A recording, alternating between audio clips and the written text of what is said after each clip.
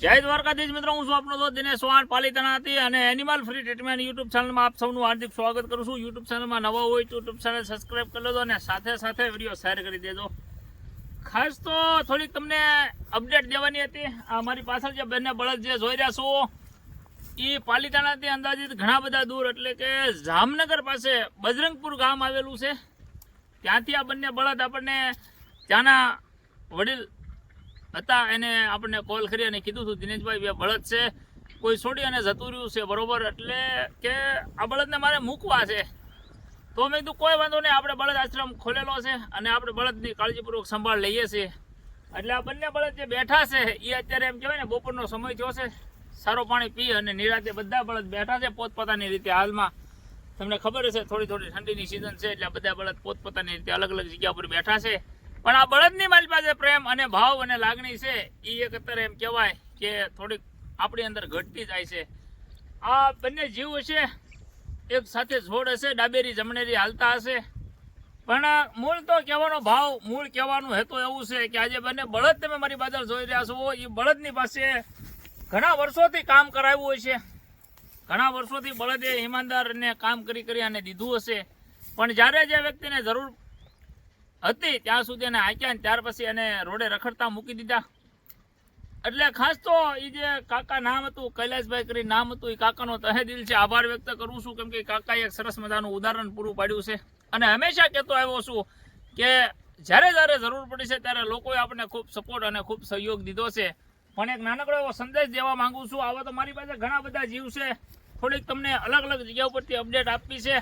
આ જે બળદ છે જુઓ, આ જે બેઠેલો બળદ છે એ પણ તળાજા તાલુકાના આપણે પાલીતાણા તાલુકાના મેઢા ગામેથી બળદ આવેલો છે।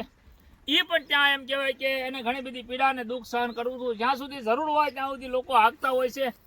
એ જ રીતે આમાં આગળની વાત કરીએ, આમાં ઘણા બધા મારી પાછળ જીવ બેઠા છે, એમાં થોડીક તમારા માટે અપડેટ દેવાનો હું પ્રયત્ન કરીશ। ઘણી વાર મને એવું કે હવે ઓલરેડી હું થોડોક બીજી હોઉં એટલે તમને અપડેટ ન આપી શકું।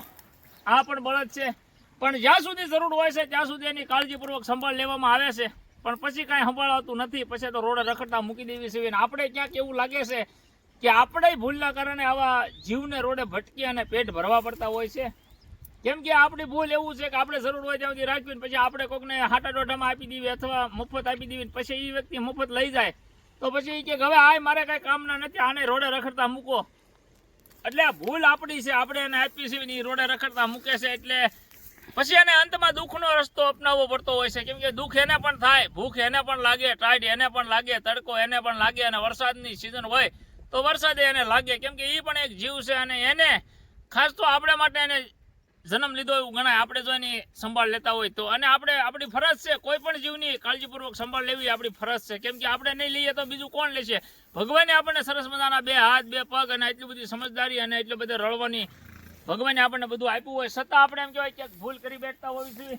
આમાં ઘણા બધા જીવ છે, જુઓ આ બળદ છે તો એનું શીંગડું ભાંગી ગયું, પણ કે એને જરૂર હતી ત્યાં સુધી એની માવજત કરી હતી, પછી એને રોડે રખડતો મૂક્યો તો આવા બધા જીવ હું લાવું છું અલગ અલગ જગ્યાએથી। આ બળદ હું લાવ્યો છું લોંગડ બજારની બાજુમાંથી। આ બળદ જુઓ તમે, હાવ એટલે હાવ એમ કહેવાય ગટપણમાં આવી ગયો હતો ને એ ભાઈ ત્યાં આપણા ભૌતિકભાઈ કરીને છે, ભાઈ રિંગ આપી દીધી, કીધું હતું દિનેશભાઈ બળદ છે અને હાલ ખરાબ હાલત છે, એટલે મેં કીધું કાંઈ વાંધો નહીં, તમે મોકલી દો ને, આપણે એક જીવની સેવા કરશું તો બે જીવો સાથે, એક નાય ગોવાળ ને હોનાય ગોવાળ, એની જેવી વાત છે। અને આ જે જીવ છે એના પાસેથી આપણે કોઈ આશા નથી, કોઈ લઈ લેવાની આશા નથી, એની પાસે કોઈ કામ કરાવી લેવાની આશા નથી। આ બળદ છે તો શિહોર તાલુકાના મરડા ગામનો આ બળદ છે। 2 દિવસ પહેલા રાતે મૂકી ગયા હતા આપણે ત્યાં ગૌશાળાએ, ત્યાંના ગૌસેવક ભાઈઓ। એટલે આમાં જે કાંઈ જીવ છે આ બધા પોતપોતાની રીતે અહીંયા નિરાય છે, અને જો આ બધા નીર ખાય છે તમે જોતા થશો, સારોલું નીરવવામાં આવે, સારોલું ખાય ને વાહ વાહ કરે ધુબાકા। પણ ખાસ તો આ નાનકડો એવો જે પ્રયાસ છે ને એ આમ ગણો તો બહુ મોટી વસ્તુ છે। આપણે અનેક વાર કહી ચૂક્યો છું કે નાનામાં નાનું સેવાનું ઉદાહરણ પૂરું પાડવું જોઈએ। તમે નાનામાં નાનું યોગદાન આપી શકો, એમાંય ના નહીં, તમે જે કાંઈ યોગદાન દેશો તમને ખબર જ છે। આપણે હાલ ફિલહાલ ગૌશાળાનું નિર્માણ કરવા જઈ રહ્યા છીએ। ગૌશાળાની મારી પાસે ખાલી સ્ટાર્ટ કર્યું તો 50 જીવ તો મેં લઈ લીધા છે, 50થી કરતાં વધારે અબોલ જીવો ઓલરેડી આપણી પાસે આવી ચૂક્યા છે। 50 બળદ મારે કોઈને મેં બળદને એકને કાંધે ધોહારી મૂકીને હાંકેલા નથી, ખેતીમાં એની પાસે વાવડાવ્યું નથી, એક હાથી હકાવ્યું નથી, છતાં હું 50 અબોલ જીવોની અહીંયા કાળજીપૂર્વક સંભાળ લઉં છું। બનતો સમય એમ કહેવાય કે રાતે 12 વાગે અહીંયા હોઉં છું, દિવસે પણ અહીંયા હોઉં છું, જ્યારે મારે જરૂર હોય ત્યારે હું અહીંયા આવી જતો હોઉં છું. પણ ખાસ તો કહેવાનો મતલબ કે થોડોક તમારા સપોર્ટની જરૂર છે, થોડાક યોગદાનની જરૂર છે. એટલે અવશ્ય સાઈડમાં મારો જે નંબર આપું છું એમાં થોડું ઘણું યોગદાન કરજો તમારી યથાશક્તિ પ્રમાણે. અથવા તમે યોગદાન ના કરી શકો તો કોઈ વાંધો નહીં, તમારો વિડીયો, આ મારો વિડીયો છે એ તમારા 2-5 ગ્રુપમાં શેર કરજો. જે વ્યક્તિ દાન કરવા માંગે છે એના સુધી આ વિડીયો શેર કરજો.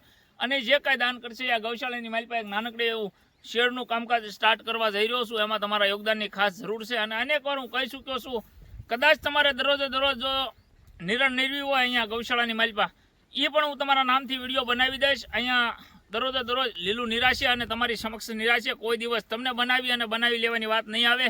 જે કાંઈ છે એ સોશિયલ મીડિયાના માધ્યમમાં જાહેર કરી દેવામાં આવશે. એટલે એક નાના ભાઈ તરીકે રિક્વેસ્ટ કરું છું, આવા અબોલ જીવો તમને જે રોડે રખડતા દેખાતા હોય તો અવશ્ય મારો કોન્ટેક્ટ કરજો. સાઈડમાં જે નંબર દેખાય એ નંબર મારો મોબાઈલ નંબર છે 9624716186. એનો એ નંબર મોબાઈલ નંબર છે, વોટ્સઅપ નંબર છે અને મારો ગૂગલ પે નંબર પણ એ છે.